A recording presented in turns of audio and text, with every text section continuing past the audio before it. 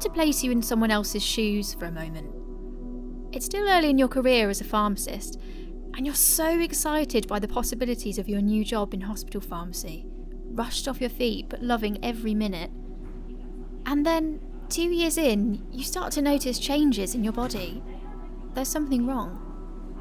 The pharmacy was kind of like outside of the hospital, so I used to run from outside of the hospital doing the prescriptions and things. And then one day I just started getting like this weird sensation of like pain running up my arm, and I had to stop because at that point it became really dizzy. And then I couldn't, from that moment, it was like, I think that affected my balance, so I couldn't run. So I ended up trying to walk quickly, but then I noticed that I did start to trip more whilst I was trying to walk quickly. But because of, I thought I was just stressed. And so, yeah, and then it was only when the burning came back that I thought, oh my God, I should go and see the GP. This is Nalwenga Mutambo. In 2015, she started working as a hospital pharmacist in the southeast, but within just a few years, she would be diagnosed with multiple sclerosis. And then sometimes with MS, the symptoms are very difficult to really vocalize or like describe. When you say burning sensations or I feel tired, and they're like, well, why is this tiredness different from you just feeling exhausted because you're stressed? It's like, well, it's like muscular tiredness, so I can't walk far distances because I feel tired. And then I suffer from something called foot drop, and that's what causes, it's like you can't lift your foot high from the floor, so then I end up tripping. But trying to describe that to someone, once again, is very hard. What Nalwenga is describing is a hidden disability. You wouldn't necessarily know she had one to look at her. And in fact, of the 11 million people with a disability across Great Britain, a third will have problems with stamina and fatigue, and half will have problems with mobility. Many of these problems you wouldn't necessarily notice. They might put on a brave face, but behind it, they could be struggling, especially during the pandemic. The mask one is hard because everything that is muffled anyway, what other people say. And I rely so much on lip reading that I can't, obviously the lip reading's not there. The mask is making everything muffled, and if somebody's speaking quietly, then I just genuinely can't hear them. So I will just be honest and say, can you repeat that for me, please? I can't hear what you're saying. This is Aamer Safdar, a pharmacist and education lead at Barts Health NHS Trust. He has hearing loss and tinnitus, but you wouldn't know it unless you spotted the small devices in his ears. What's interesting about Aamer is he found it difficult to admit that he has a disability, even to himself. When I started at Barts Health last year, we had the induction and we had somebody talking about disabilities. She said, put your hand up if you consider yourself with having a disability. And I didn't. But then I talked to her at coffee break and said, look, I'll wear hearing aid. Where does that put me? Because if I'm wearing glasses, I don't see myself as disabled. But if I'm wearing hearing aids, does that make me disabled? And she said, yes, you should tick that box for disability because things will need to be put in place for you. That then made me think that I have to be adjusting myself by wearing hearing aids. So actually I will put disability, I will tick that disability box. And that's the problem with hidden disabilities. You may not even know that you have one. You may not realise that your condition means that you can tick that disability box and get the help that you need. Would you have ticked the box? How do you define disabled? When we think of someone with disability, we often imagine that it's present from birth. But like Aamer and Nalwenga, 83% of people with a disability acquire it during their working lives. It could be hearing loss, MS, a mental health condition, diabetes, cancer. Out of the blue, it can happen to any of us. So in 2012, I was working, obviously, with it in the hospital, but also I was doing a really intense leadership course. And towards the end of the leadership course, as with any course, you have lots of assignments. So I was under lots of pressure to do multiple assignments as well as doing the work. And my hearing went a bit, I felt my hearing was being impaired, but I didn't know why. So I went to the GP to get my ears washed, and it was then that I noticed that there's a continuous whistling sound in both of my ears, and I don't know what that is.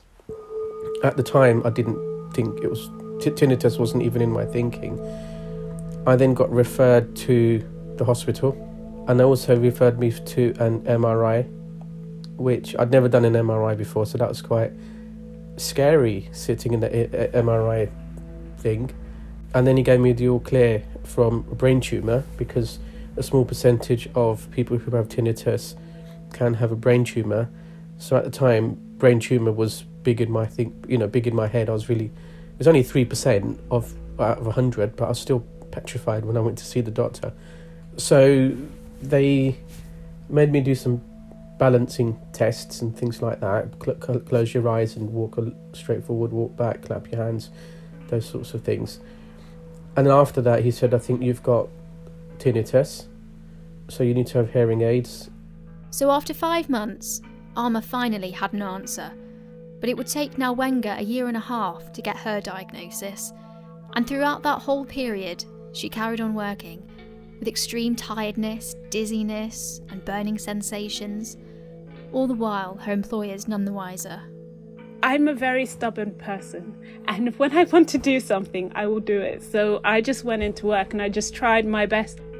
Because I hadn't been diagnosed, I didn't really know what was going on. So it's hard for me to go to someone and say I'm having this random array of symptoms, and then can you do this and this and that for me? I didn't want to be a bit of a burden, if you know what I mean. I just wanted to get on with my job and just try and do it the best that I can. Because you always think, with these kind of symptoms, they're quite scary. And if I was telling someone else about it, it was validating the seriousness of the symptoms. So I would rather just, put a bandage over the wound and just get on with it, rather than talking to anyone about it. Eventually, Nalwenga had to rip off that bandage. Her condition made it too difficult for her to keep up with the pace and stress of life on the ward, so she left her hospital job. She's still making a difference for patients, though. She's putting her pharmacy knowledge to use as a clinical writer at the RPS. She told her new employees about her condition, and she feels really supported there. And a hidden disability hasn't stopped Aamer doing brilliant things either. In fact, he's quite a prominent figure in pharmacy. He sat on the RPS English Pharmacy Board for many years. He's now a council member of the GPHC, all on top of his role at Barts. But more importantly, his colleagues know exactly what he means when he says he's just putting his ears in. But despite these very public roles, it wasn't until 8 years after his diagnosis that he shared his disability with the rest of the pharmacy profession. It all happened rather suddenly in an online RPS inclusion and diversity meeting, an event he hadn't planned to speak at all. And I was just curious as to what this group is about. And we heard from somebody who had cancer, and she was telling her story. We had another person who had a physical disability and was telling her story. And at the time, I thought, why can't I share my story? So on the chat function on the Zoom, I messaged that I want to, can you make some time for me? Because I want to say a few things. So I just shared a snippet of my experiences, and I could see that actually it was resonating with people. And I thought, actually, I'm glad I did that. That's a big burden off my chest. It picked up so much traction that I just never expected it to pick up as much traction as it did, because, having hearing impairment is so common, yet no one talks about it. But Aamer is now initiating that conversation. He knows just what it means for other pharmacists to see a leader like him talk about having a disability. Other people have now volunteered to write blogs or are speaking a bit more openly about their disabilities or problems or situations, because they've seen somebody like me, who is in the pharmacy world well known, that if he's vulnerable and sharing, then other people should be able to do the same thing. We're not yet at the point where any pharmacist can speak about their condition without fear. In January 2020, we published a piece by a pharmacist with hidden disabilities, who preferred to remain anonymous, who had an entirely different experience. They said they'd never had a feeling of belonging while working in pharmacy. They'd spent years hiding their disability. And they even once heard a colleague suggest that pharmacists with disabilities should find employment better suited to them elsewhere.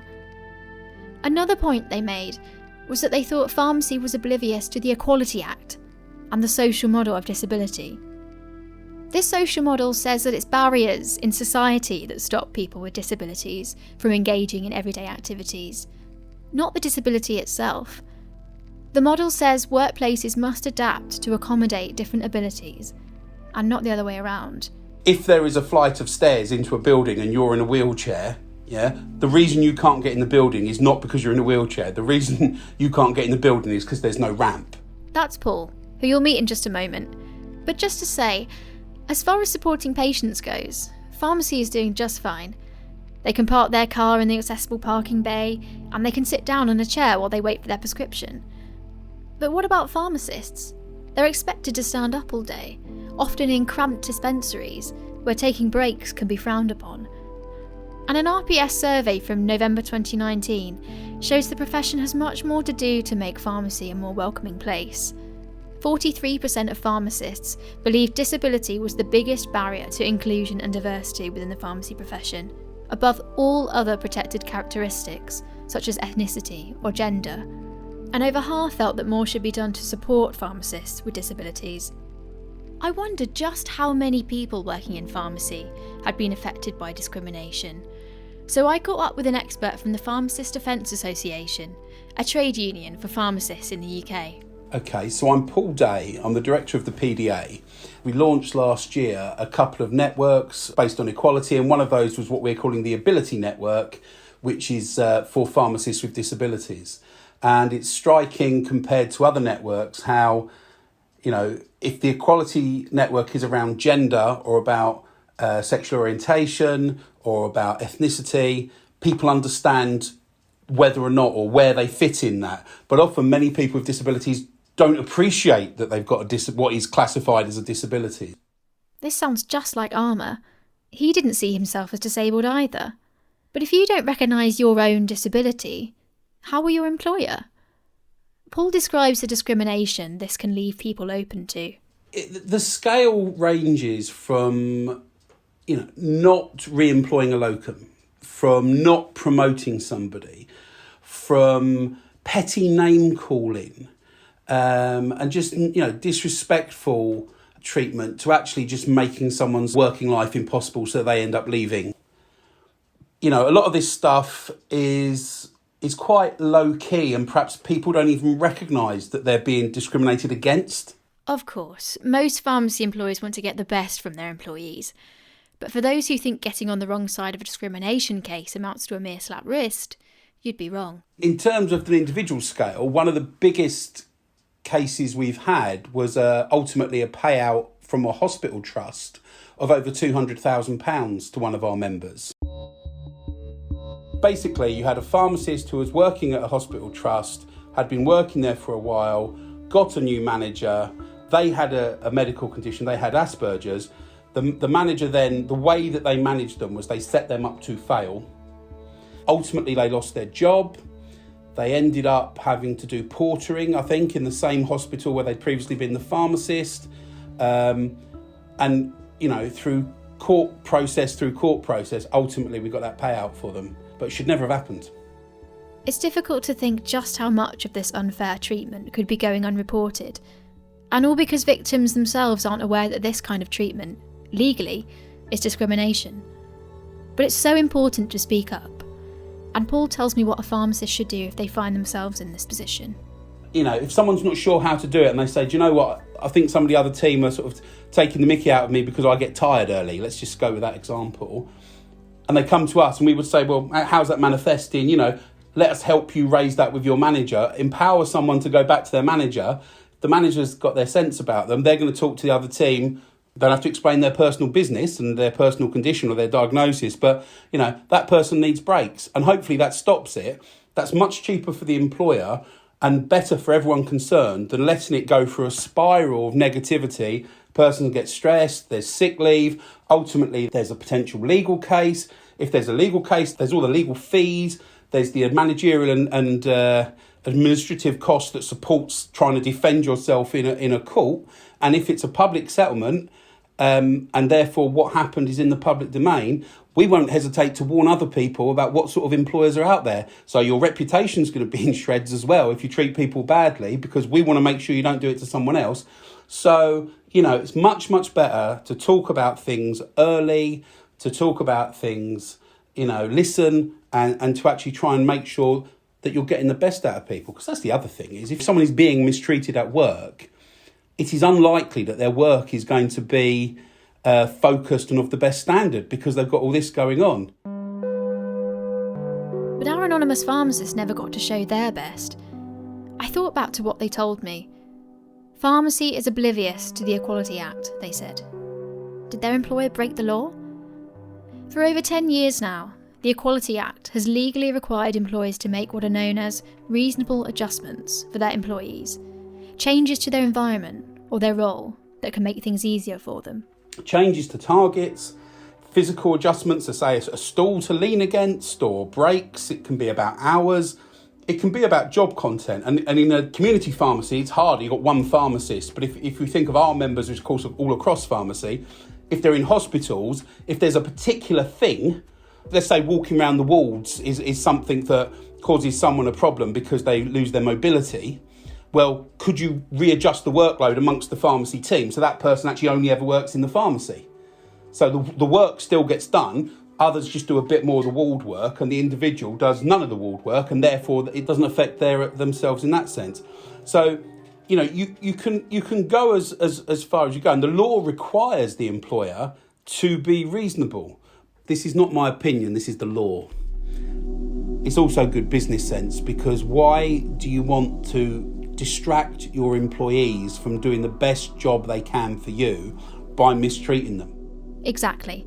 But Paul tells me that there could be something else at play here. This is not an excuse. Ignorance is not an excuse. But I think some managers may not realise that when they mistreat people because of their disability, that they are discriminating against someone. Whereas I think there's a higher level awareness of if I treat someone differently because of their skin colour, for example, I would recognise it as racism. Other people would recognise it as racism. But as if I say, Mary keeps on needing a break. Oh, I can't have her. I need someone on the counter non-stop. She's had 3 breaks during a shift the other day. Well, if that's due to a medical condition that fits in the criteria for disability, she's got legal protection for that. So I think managers and employers won't always recognise that what they're doing is wrong. Just as Paul says, it can be hard as an employer to know exactly what reasonable adjustments you should be making for someone with a disability. So I spoke to Diane Lightfoot, Chief Executive of the Business Disability Forum, or BDF, a charity that supports businesses and organisations, such as the General Pharmaceutical Council, to get better at recruiting and retaining disabled employees. And she agreed with this sentiment. Employers just aren't sure. I think they also worry about what they can practically do to support people and make adjustments. But for anyone who's had a condition or a disability for any length of time, they are likely to know what they need. They are likely to be the expert in their own condition if you ask them. And if someone's acquired a disability, it can be a bit different because they might be coming to terms with that. But just having conversation and doing things like making it public that people work differently or what adjustments are possible, that then makes it feel like actually perhaps it's okay to ask, is really, really massive. So I don't think it should be too difficult. I think it's just about having the conversation. So these adjustments shouldn't be too hard to make. But Diane showed just how valuable they are. We did a survey, the Great Big Workplace Adjustment Survey, 2 years ago. It does what it says on the tin. And although 80% of the people that replied, and it was a big sample, it was 1,200 people, 80% said their adjustments helped them stay in their job and be more productive. And 60% said they even enjoyed their job more because of their adjustments. A third didn't ask for them at all because they were worried about what their manager would think, and the same number, a third, were worried about what their colleagues would think if they were seen to have, say, preferential treatment. Making reasonable adjustments isn't just the law, they change people's lives for the better, and they benefit businesses too. Diane told me that adjustments aren't just for retaining employees with disabilities. She even went on to say that pharmacy employers could be making adjustments to recruit more inclusively too. She said many people with autism, for example, may find it difficult to show you what they're made of in a traditional panel interview, but there are other ways they can show you their skills. Particularly where people are applying for, say, technical roles or scientific roles that don't actually require someone to be able to be being the external face of an organisation and presenting. Arguably, a panel interview doesn't test the right skills at all. So, under the Equality Act, offering, say, a work trial as a reasonable adjustment instead of a panel interview is perfectly legal and acceptable, and it can be a much better way for someone to show you how they would do a job rather than having to tell you about it. Some of the other things that we're seeing as good practice include letting people see where they will be interviewed or meet the panel first, or even have the questions first. And with Diane's inclusive approach to recruiting pharmacists, we'll be able to support people with a range of disabilities to join the profession. And Diane told me just how important this is. I think diversity across the whole of the workforce, but particularly at senior level, it makes for much better decision making. It makes for much better product and service creation and delivery because it's actually reflecting a much wider breadth of the community that you want to serve. And people with different backgrounds and different life experiences, and this is true across the whole of diversity, not just disability, and they bring different perspectives, will create better solutions because they will have that much better breadth to be able to design out what doesn't work, to know what does. And, numerous studies show that diverse teams are more productive. So how can pharmacy employers make sure that they're nurturing a workforce with different perspectives? They should look at their policies and their processes, definitely, and if they have an HR function or if they're a small organisation and it's just the manager, talk to the manager and suggest they need to do something about it, because lots of times people sort of don't know what they don't know, and once it's pointed out to them what's not there, then hopefully there is an appetite to get better. But organisations are at different stages, and that's fine. We just want you to take the next step, really, and get better and realise that there is loads of practical support out there and it doesn't have to be difficult. I'm not suggesting that you should necessarily hire a disabled person, but why on earth would you want to have procedures or policies or processes that exclude someone who could be the best possible person for your job? That's just doesn't make any sense. So talent comes in all forms. That's what I would say. And let's just be inclusive and embrace the widest possible talent pool and the widest and best possible workforce. So employers, it's on you to think about how you can better support people with disabilities, including hidden ones. But of course, since these disabilities can't be seen, there's also a responsibility for people to speak up about them to their employers. After everything we've heard, it's hard not to wonder whether things would have gone differently for Nalwenga if she'd spoken up to her employers at the hospital. I think so, yeah, because my biggest thing was just walking. So being on the wards and standing up, because a lot of the time there wasn't anywhere to sit. So if there was somewhere for me to sit, then I think it would have made the job a lot easier. There can always be accommodations for people. People don't always realise that we're all fighting battles. And I think the whole thing is just to be kind to everyone. I don't need a label for someone to be kind to you. And just to be aware that, sometimes people do look like as if nothing is wrong, but they are fighting something. And it doesn't always have to be like they're in a wheelchair or they have a stick. When you can't see it doesn't necessarily mean that everything is okay. So just to be kind to everyone, I think.